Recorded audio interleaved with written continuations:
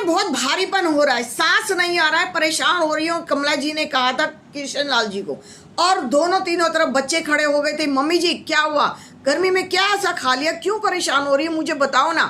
कमला जी ने कहा मेरी तो कुछ समझ में नहीं आ रहा, रात को शायद चावल खाए हैं, या तो वो दिक्कत हो गई है, या दिन में छोले खाए हैं वो दिक्कत हो गई है, कैसा क्या खाया मुझे कुछ समझ नहीं आ रहा।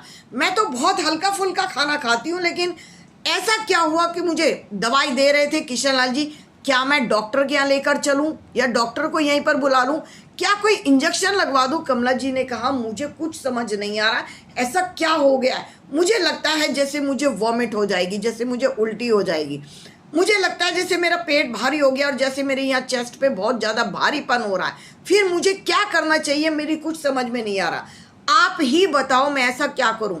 किशन लाल जी ने कहा जरा खड़ी हो जाओ और खड़ी होकर 2-4 कदम टहलो। ऐसा भी तो है तुम गर्मी में घर से बाहर निकलती नहीं हो, घर भी तो कितना सा है, 100 गज का 150 गज का, इसमें कहाँ टहलना होता है।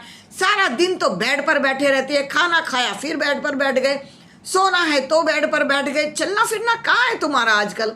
जैसे जैसे उम्र बढ़ रही है तुमने चलना फिरना छोड़ दिया है।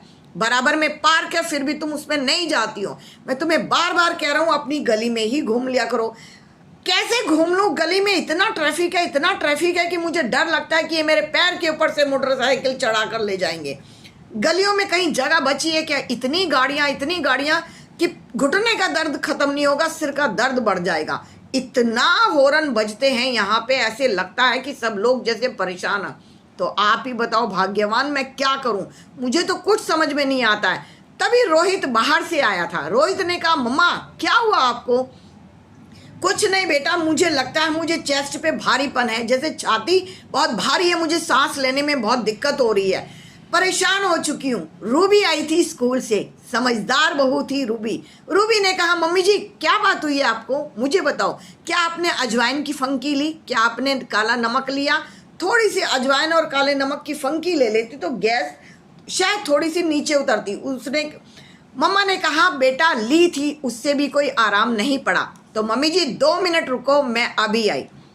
रूबी लेकर आई थी लाहौरी जीरा, इसके अंदर काला नमक अजवाइन और सब कुछ इसके अंदर भूनकर मसाले से तैयार किया गया है।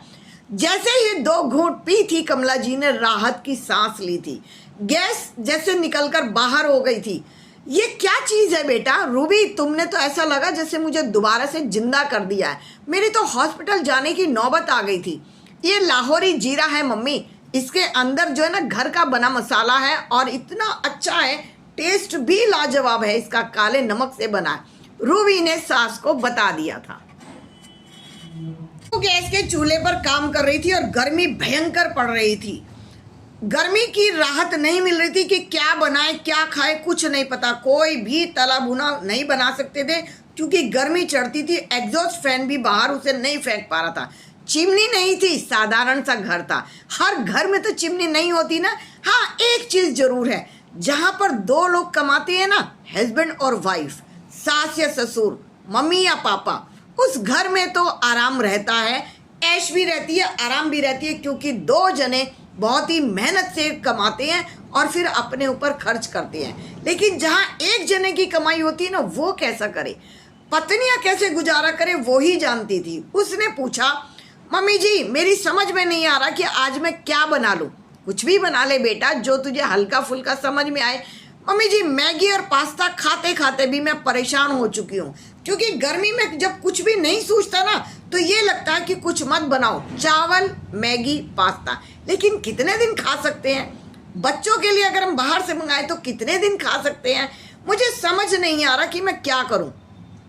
तो बेटा मेरी बात सुनो, जो तुम्हें ठीक लगे वो तुम बना सकती हो। घिया तोरी तुम नहीं खाते हो, जो मैं कहूँ वो तुम नहीं खाते हो, बाहर से पैसा खर्च होता है, मंगाने में पैसा खर्च होता है, क्या किया जाए। मम्मी जी एक और बात, मुझे लगता है घर में घी खत्म हो चुका है, तो बेटा एक काम करो घी मंगा लो। और आजकल तो सब चीज़ें ऑनलाइन आ जाती हैं, तुम्हें तो बुक करना आता है, लो मेरा फ़ोन और फ़ोन से ऑर्डर बुक करो और घी मंगा लो। तो मम्मी जी मुझे ये बताओ कि कौन सा घी सबसे ज़्यादा अच्छा रहेगा। देखो बेटा हर कंपनी का अलग ही स्वाद है, हर कंपनी बढ़िया से बढ़िया ही बेचती है। सारी कंपनी वाले अपना ऐड भी अच्छा देते हैं, लेकिन मुझे जो लगता है कि जो मदर डेयरी का घी होता है ना, मदर डेयरी का प्योर घी होता है। मदर डेयरी एक ऐसी जगह है जहाँ से गाय और भैंसों का दूध आता है, उसको फिर वो दही जमाया जाता है, उसके बाद उससे मक्खन निकाल कर ये बनाया जाता है। मुझे तो पहले से ही मदर डेयरी का स्वाद मुंह में बसा है और मुझे लगता है मेरे बच्चे भी इसको अच्छे से हजम कर पाते हैं। शुद्ध है, ऊर्जा से परिपूर्ण है, विटामिन ए है और बहुत ही उत्तम स्वाद है।